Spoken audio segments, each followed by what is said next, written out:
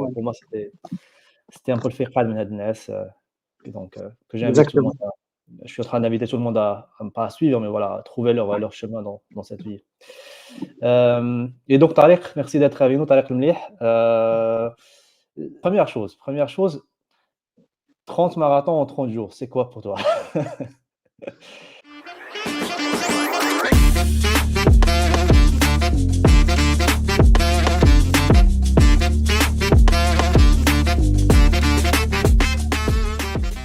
30 jours en 30 jours, c'était un rêve, un projet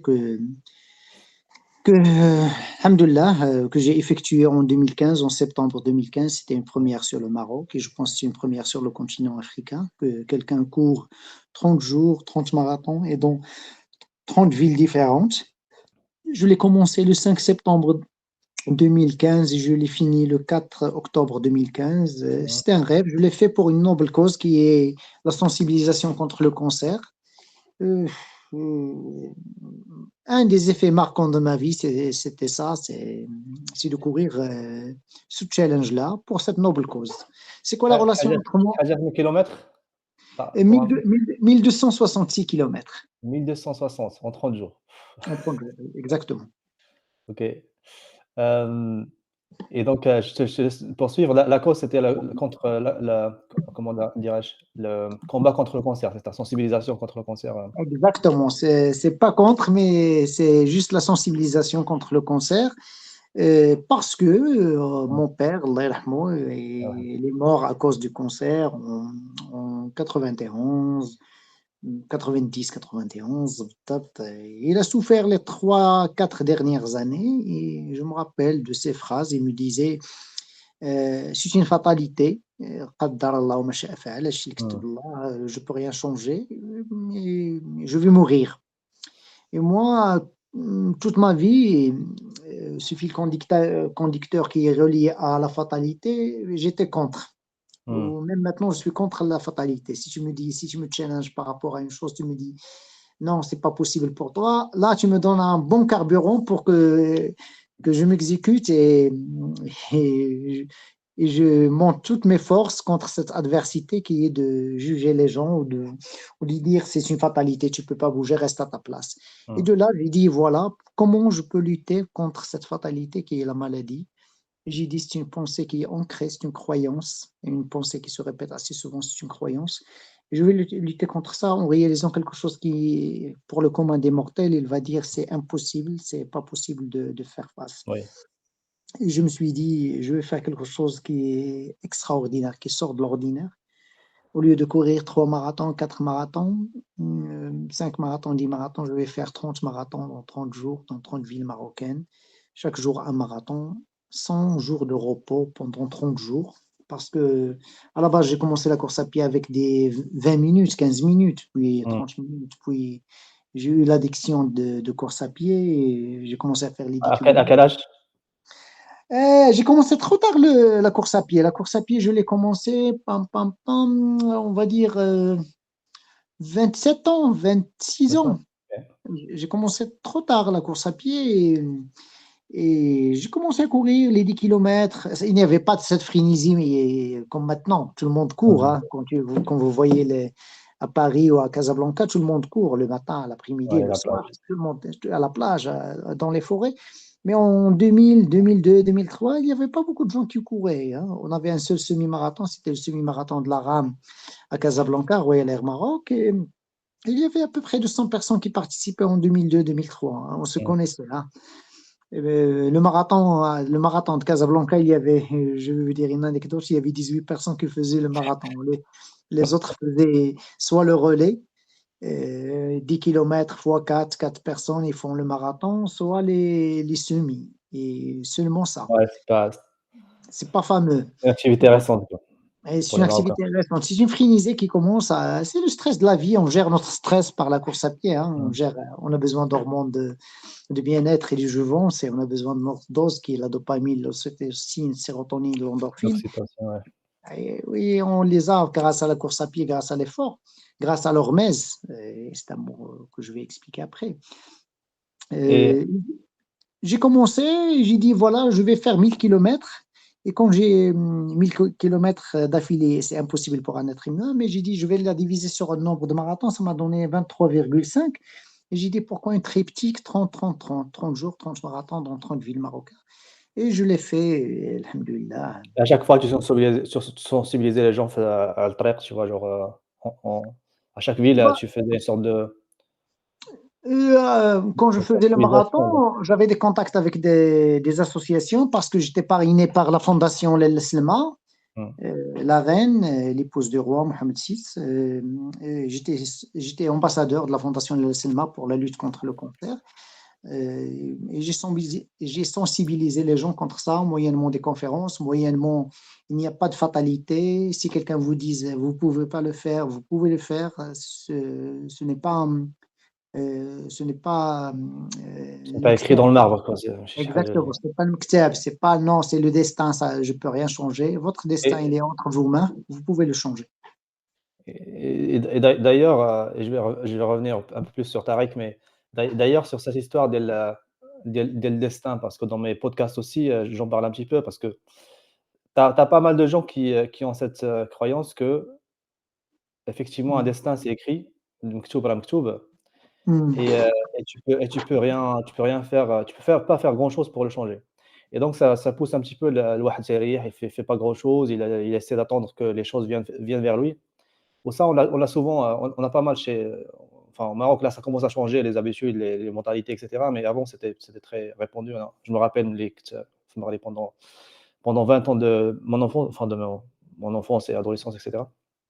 Mmh. Et du coup بالنسبة لك أنت شنو هو داك الفاكتور باسكو أنت en plus tu as passé واحد l'étape اللي صعيبة ديال la mort de ton père الله يرحمه. C'est quoi, qu'est-ce qui a fait pour toi que de dire: «Non, le destin, c'est pas écrit dans le marbre», alors que tu l'as vécu en quelque sorte, tu as pas pu modifier avec le scénario de la mort du père. Sinon pour Mmh. toi, qui a fait que tu l'as pris différemment, tu vois? Heu, Je sais réellement, que c'est des questions un peu philosophiques quoi, mais non, non, c'est une très, très bonne question. C'est une, très, très bonne question et pertinente. Le destin, il y a des choses qui nous arrivent qu'on ne peut pas changer réellement. Réellement, on ne peut pas changer. C'est comme la météo maintenant. La météo mmh, ici au Maroc, il fait à peu près 30 degrés au mois de janvier.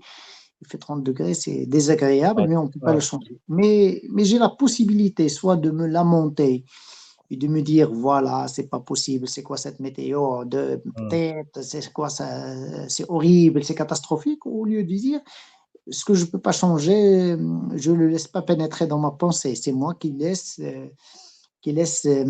la porte ouverte à l'entrée des effets extérieurs qui mmh, m'impactent positivement ou négativement. Moi, je dois mettre un socle à l'intérieur de moi, une vraie charpente qui est solide, qui dit qu'est-ce que je veux moi. Mon père, il est mort, mais qu'est-ce que je veux moi. C'est la mmh, meilleure façon d'honorer l'histoire de mon papa, c'est de réaliser mon potentiel. C'est pas son rêve, mais de réaliser mon potentiel à moi, parce que moi, j'ai les gènes de mon père, et mon père, il est en train de vivre en moi. mmh, Et que si je rate ma vie, si je déprime, si je prends pas les choses en main, est-ce que mon père, je sais pas, il est où? Il est dans le delà, je connais pas où. Est-ce qu'il serait content ou mécontent, heureux ou malheureux pour ce que je réalise? mmh. Moi je veux, ça revient à moi. Il y a je veux, je dois et je peux. Il y a une grande différence. Moi je veux que ma vie soit une vie paisible, que j'ai le bien-être. Comme je disais plusieurs fois, je signe toujours par une phrase, le bien-être n'est pas négociable. Mon bien-être, je veux mon bien-être, je veux vivre heureux, je veux profiter de la vie et chaque jour, c'est un cadeau. Malgré les difficultés, malgré les challenges, malgré les problèmes, c'est une opportunité pour faire mieux, pour apprendre. Là, la mort de mon père, je ne pouvais rien faire. Réellement, Ouais. j'avais pas ce dialogue-là. Je ne pouvais rien faire et, alhamdoulilah, il était très, très, très sage avec moi. Il m'a préparé, il m'a coaché à sa manière. En 88, on ne parlait pas de coaching, hein. Coaching à la dure, quoi. À la dure, il m'a dit, voilà, je vais mourir, c'est une fatalité, prépare-toi, tu vas rester, tu es le benjamin de la famille, tu vas rester tout seul, c'est dommage, je ne serai pas avec toi pour te voir grandir, mais sois un homme, fais tes preuves, essaie d'apprendre et avance dans la vie. Mmh, Et j'ai pas compris ce message pendant, je vais vous dire, pendant de 26 ans, hein, 26 ans, et un jour, j'ai compris comme quoi, il m'a passé un bon message, comme quoi le destin veut que c'est ça, mais qu'est-ce que Mmh. je fais avec ça? Parce que le malheur du monde, c'est que, je vais revenir à la phrase, je pense, qui est attribuée à Marc Aurèle, le philosophe qui a écrit Mes pensées. Mmh. Il disait, le malheur de ce monde, c'est que, mon Dieu, mon Dieu, donne-moi la force d'accepter les choses que je ne peux pas changer, le courage de changer les choses que je peux changer, et la sagesse de faire la part des deux. La Et différence le des point, disait Marc Aurèle. Et le malheur de ce monde, c'est qu'on se bat contre des choses qu'on ne peut pas changer et on accepte des choses qu'on peut changer. Vous pouvez prendre la décision de mmh. changer les choses. Et les choses que vous pouvez pas changer. Exemple, moi ici au Maroc, je ne peux pas changer le Maroc. On est 40 millions de citoyens. Est-ce que je peux les changer? Non, mais je peux changer mon attitude envers mes concitoyens. Je peux changer mon attitude et mon état d'esprit. Je peux même prendre une décision de me reposer. Je ne veux pas me confronter à Ouais, des gens. Tout à l'heure, j'étais en discussion avec un ami à moi, il me disait, non, il faut changer, il faut parler aux gens, il faut machin.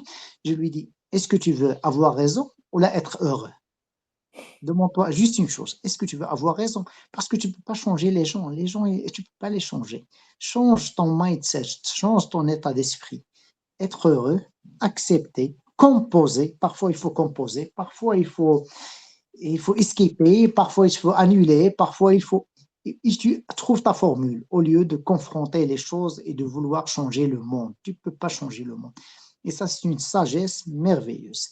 ouais, c'est L'énergie que vous voulez transposer aux autres pour les changer, pour modifier leur vie, je peux la contourner, je peux l'orienter vers moi. J'ai une énergie limitée qui est liée à mon état d'esprit, à mon mmh. énergie corporelle et organisme, je vais la focaliser juste pour moi, pour avoir mes résultats. C'est un peu tu me rappelles, du coup, la c'est un peu la philosophie stoïque, c'est ça? Un peu, Exactement. stoïque, mais aussi issu de presque toutes les religions un peu, hein. C'est de dire, la réalité, c'est pas seulement, ce qui se passe à l'extérieur, c'est aussi c'est aussi une co-construction avec ce que toi tu penses. Donc c'est en parallèle. Exactement. Il y a pas de bon ou mauvais en soi, en absolu, c'est ta perception aussi des choses qui fait que c'est bon ou c'est mauvais, quoi. Exactement. Heu et donc, Tarek, bon, je te laisse un petit peu développer aussi sur, ton parcours aussi de coaching actuellement. Hem, voilà, comment il y a des clients, bon, je te laisse expliquer un petit peu ce que tu fais, mais aussi pour les gens qui nous regardent. Il y a quelqu'un qui va te dire: «Moi, j'ai des objectifs, j'ai une vision, j'ai des ambitions, je suis quelqu'un d'ambitieux et cetera, mais je sais pas où commencer parce que voilà, j'ai pas les moyens financiers, j'ai pas». Il va commencer à donner toutes les raisons pour ne pas réussir. Pour toi, quelle est ta méthode un peu pour justement lancer le processus de développement, de viser des objectifs ambitieux et cetera? La première des choses, on fait un état de lieu par un questionnement sur l'état de lieu, sur ici et maintenant, la personne qui est devant moi, ici et maintenant, Mmh, par quoi il est passé, c'est quoi son background académique, son histoire, quelle est l'histoire qu'il se raconte à valeur d'aujourd'hui. Et oui, quand on sait la personne qui est devant nous, d'où vient la question de vous voulez atteindre quoi? Qu'est-ce que vous voulez? Il va vous dire je veux ça, ça, ça, ça. ouais. Et ben, sans réponse exacte, qu'est-ce que vous êtes prêt à sacrifier pour avoir ça? C'est quoi le prix à payer?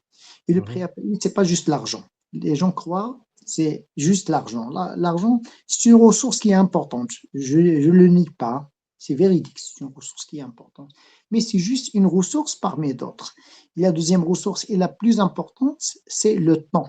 Combien de temps vous voulez consacrer pour atteindre cet objectif? Mmh. Combien de discipline et de focus et de détermination pour atteindre cet objectif. Et là, moi, je suis juste comme un lampadaire, comme une torche qui te montre le chemin.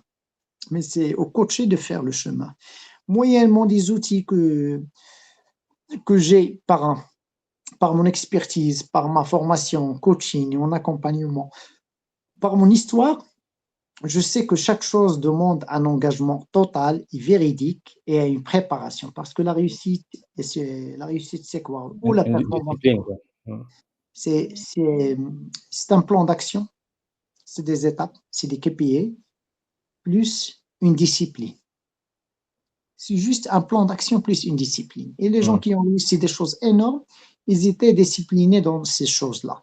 Et on ne peut pas être discipliné dans tout. Il faut avoir la sagesse de dire je serai bien discipliné dans ça, et ça, c'est pas pour moi.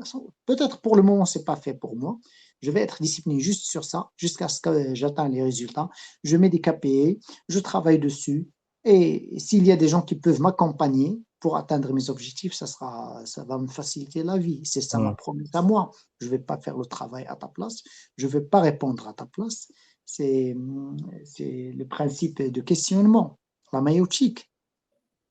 Je te questionne par rapport à comment vous voyez les choses, parce que ton œil, toi, le coaché, ne te voit pas, mais moi, je vous vois.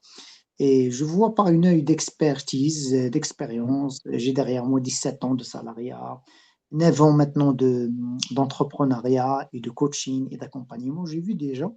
Et comme ça, j'arrive plus ou moins à détecter là où les Ça angles marche. morts. Il y a des angles morts dans chaque personne. C'est pas les angles morts de la fenêtre de Joiry, mais des choses que vous ne voyez pas, des potentiels enfouis à l'intérieur de vous. Et moi, je vous accompagne pour embellir cette personne et pour atteindre les objectifs et surtout, surtout, surtout, pour avoir le bien-être et être heureux dans ce passage qui est éphémère sur la Terre.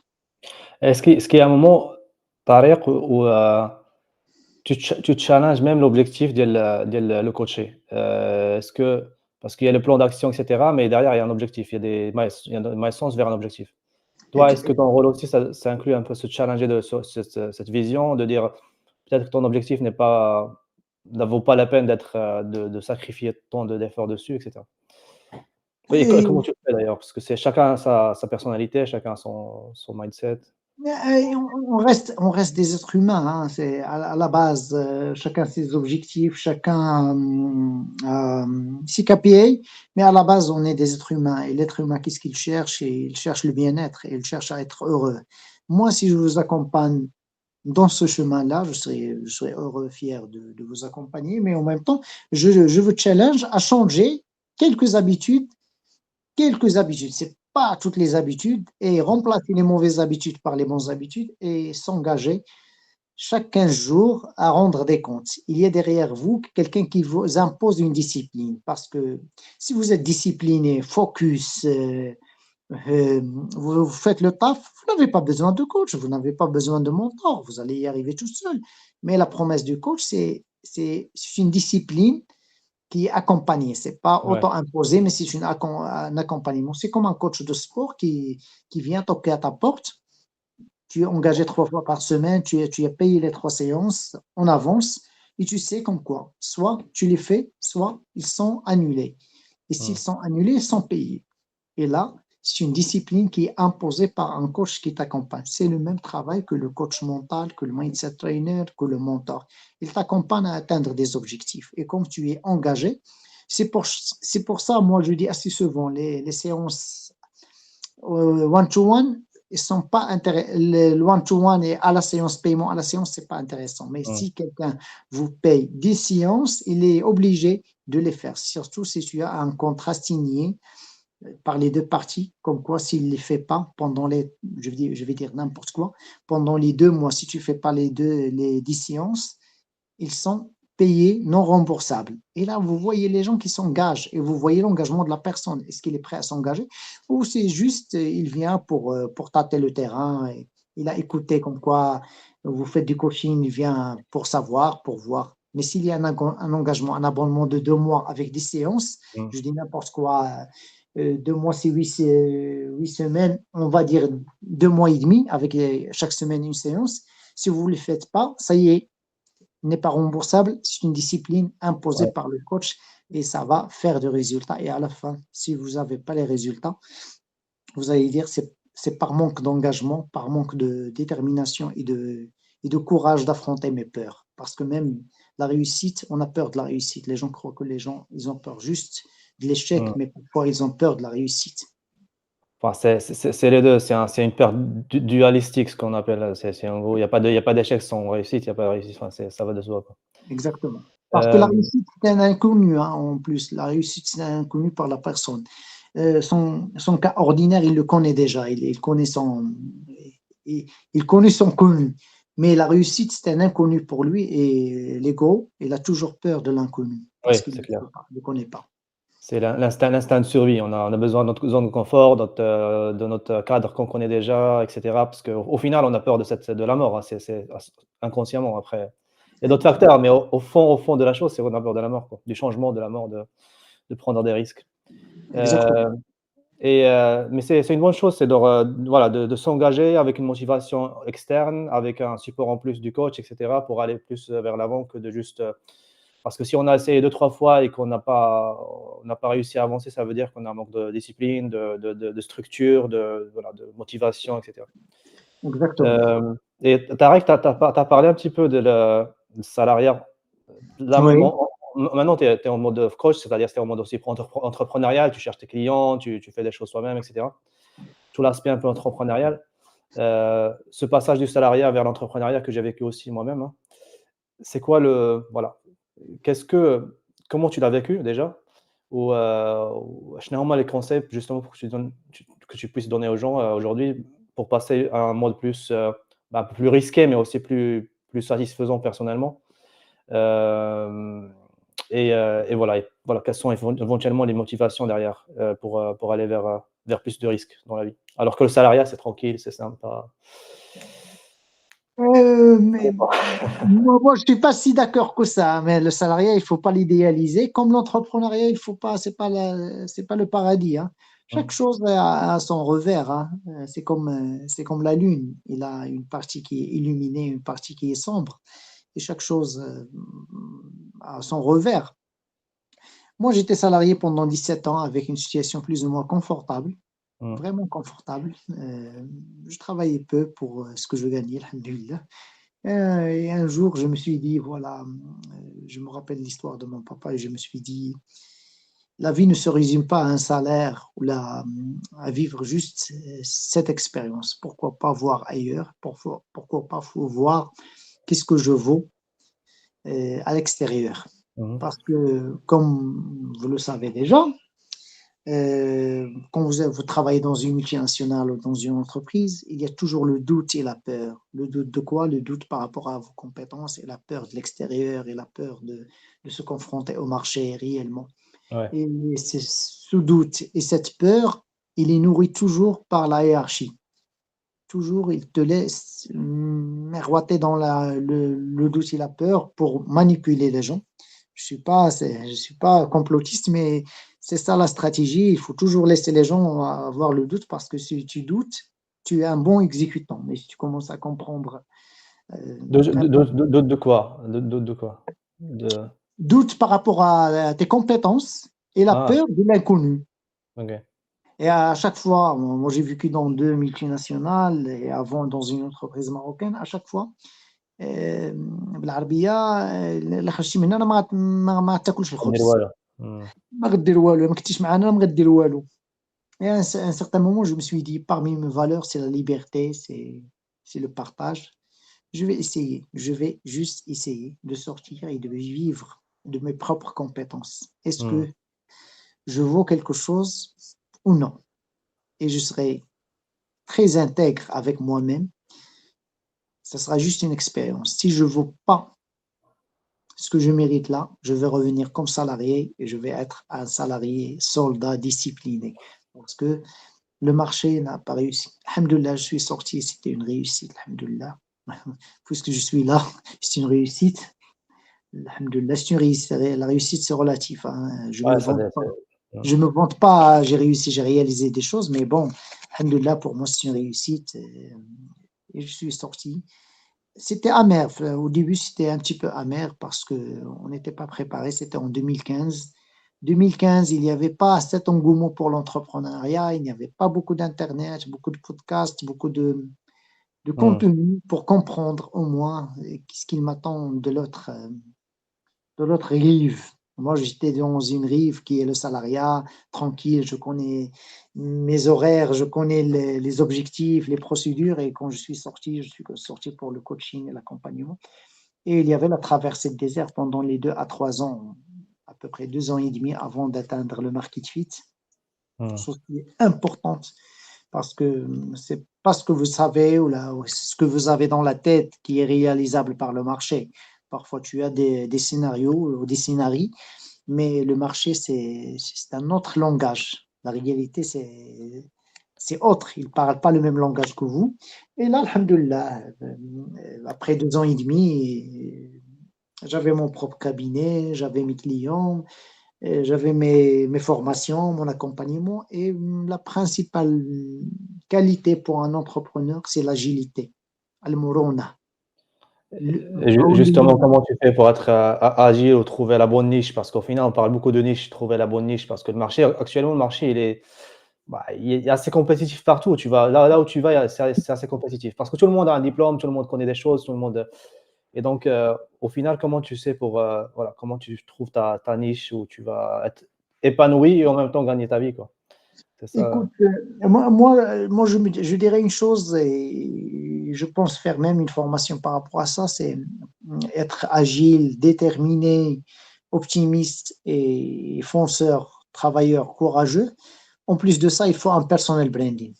Parce que dans mon domaine, qui est le coaching, l'accompagnement et les formations, si vous n'avez pas un personal branding qui est fort, vous êtes facilement remplaçable. Et là, Oui. on aura la guerre des prix. Qui dira le mieux prendra le marché. Hein. C'est pas la qualité, c'est pas On parce appelle que c'est. océan rouge, quoi. Il y a que du Exactement, sang. c'est pas un océan bleu. Exactement. Et là, il faut un fort personal branding. Le personal branding, c'est quoi? C'est pour faciliter les choses à nos interlocuteurs ou les gens qui vont voir ça. C'est quoi le personal branding? C'est une vision, mission, valeur et un storytelling. Vision, Une mission. mission, valeur et du storytelling. Il faut travailler sur la mission. Tu veux servir qui et comment et quoi? La vision, tu veux être qui? Les valeurs, chacun a ses propres valeurs. Parmi mes valeurs à moi, c'est le partage, c'est la liberté, c'est l'excellence, c'est le travail bien fait, c'est le sérieux. Ce sont quelques valeurs qui m'appartiennent. Et un storytelling, c'est quoi l'histoire que vous racontez? Et là, dans l'ère des réseaux sociaux, tout le monde consulte les réseaux, de LinkedIn jusqu'à Snapchat, TikTok, Instagram. C'est quoi l'histoire que vous racontez? C'est quoi le personal branding? Et la meilleure réponse par rapport, c'est quoi le personal branding au lieu, à la place des ingrédients, vision, mission, valeur et storytelling, c'est Jeff Bezos qui l'a dit. Ils l'ont dit, c'est quoi le personnel branding? Il a dit, si quelqu'un qui est avec vous dans une chambre, quand il sort de la chambre, les autres qui restent, ils disent quoi par rapport à cette personne? C'est ça le personnel branding. اوكي عندنا اسمه الغيبة من شو c'est pas grave. Ça Ah, passe aussi en personal branding. parfois, ils vont Je dire comprends ce beaucoup que de tu dis, bien c'est de juste vous. Hein. pour Nézar, l'anecdote. parfois, ils vont dire beaucoup de bien de vous. Ça sera riba, ça sera gossip si c'est du mal, mais parfois, ils vont dire, waouh, il est compétent, il parle bien, il maîtrise ton sujet. Oui, Là, c'est bien. Hein. Là, c'est un ça beau c'est de la bonne personnel chose. branding. Ouais, si. On ne va pas le OK. prendre négativement. Hein. Non, mais clair, c'est clair, c'est clair. OK Tariq, bah, peut-être, une dernière, si tu veux, comme ça on libère un peu de temps. Une dernière, peut-être, un dernier insight de ta part. Qu'est-ce qui dans la vie pour toi, quelqu'un Mhm. qui est, déjà, quelqu'un qui se lance sur le chemin, pour moi, ça arrive. Il y a pas mal de choses dans le parcours. Sur le parcours, c'est pas juste la discipline, de la force. Il y a pas mal de Exactement. chances qui rentrent on appelle chance, on appelle, Dieu, on appelle ce qu'on veut. Heu et mais du coup, heu, quels sont, si tu veux, les plus, qui vont permettre de continuer le chemin de développement personnel, même si ça va être dur, même si il y aura des blocages, même si on passe par ces moments, comme tu as dit, de 2 ans, 3 ans de passage par le désert, tous ces moments-là, qu'est-ce qui nous garde sur ce chemin? au final, au lieu de juste retourner à notre place et faire, ce qu'on faisait avant et puis, voilà. Moi, des tips généraux pour les gens, quoi, ça te d'après ton expérience. D'après mon expérience, euh, sur le chemin, sur le chemin de la réussite, je ne vais pas dire la phrase qui est galvaudée. La réussite, c'est le chemin. La réussite, c'est le trajet. Mais je vais dire, est-ce que vous êtes content de votre journée ou non? Moi, quand je traversais le désert, je me disais, paraît que tu es en train d'apprendre des choses que tu n'as pas appris pendant 11 ans dans la dernière Mmh. expérience avec une multinationale. Chaque jour, c'était un apprentissage. Un apprentissage par rapport à moi, par rapport à mes clients, par rapport à l'environnement, par rapport à l'économie. Et là, ça me nourrissait sans avoir une réussite financière parce que j'apprenais des choses merveilleuses. Et là, je me disais, top, waouh, tu fais du chemin, c'est bien. C'est un apprentissage, tu apprends sur toi, sur les autres, sur l'économie, sur la fiscalité, sur la comptabilité. Tu es en train d'apprendre. Et là, c'est le growth mindset. C'est pas juste, c'est pas juste une réussite financière ou un chèque ou un virement qui tombe, mais chaque jour, je suis en train d'apprendre, je suis en train d'évoluer et en même temps, je suis heureux de faire ce chemin-là. Demandez-vous juste, est-ce que vous Mmh. êtes heureux ou non de faire ce chemin-là? Si vous n'êtes pas heureux, même si vous gagnez des millions de dollars, ça Ça sera la même chose, ça sera le même goût. Parce que à la base, tu n'es pas heureux. Et on ne veut pas d'entrepreneurs à la fin qui ont des comptes bancaires blindés et des villas et des voitures et machin truc, et à la fin, ils sont déprimés, ils n'ont pas le goût de la vie. La vie, c'est un plaisir et c'est un désir de réaliser des projets et de plaisir de vivre chaque jour. Ne remettez pas votre bien-être à, ne le conditionnez pas à un résultat ou à une personne ou à un chemin. mmh. Chaque jour, vous devez avoir votre dose de bien-être, être heureux sur ce passage, malgré les difficultés, malgré les challenges. Moi, je suis heureux aujourd'hui, demain, je ne sais pas comment ce sera, mais je suis heureux d'avoir fait ce podcast avec vous, cette interview, cet échange, c'est agréable. Je suis heureux d'être là. Demain, Allahu Alam. Demain, On si Dieu verra. Demain, on verra, mais en tout cas. on verra. Mais maintenant, on fera le taf. Ana ou yak, on a fait le taf, on a discuté, on a parlé, on a échangé, alhamdulillah. Demain, Allahu a'lam. Mais اليوم, je suis content d'être là avec vous. Ça fait. Assalamu alaikum. Zama, c'est pas plus, pas moins. Le moment présent, avoir une vision, mais garder le moment présent, quoi. Profitez du moment présent parce que demain, vous ne le savez pas, le futur, il n'est pas là, Oui, il n'est pas encore là. Au moins, je profite de ce moment-là. une illusion, quoi. On dit que le futur est une illusion et le passé est déjà passé, donc Exactement. OK Tarek, shukran bzaf, merci beaucoup على الpodcast. Allez, Voilà, on se tient au courant. Bon courage pour la suite, pour le coaching et voilà. à vous aussi. Hein. Et on se verra, Inch'Allah, chez un autre Oui, TEDx. oui, tiens, ça d'ailleurs, je l'ai pas dit, mais on s'est vu en TED Talk, à l'ESIT avec Tarek, donc c'est Oui,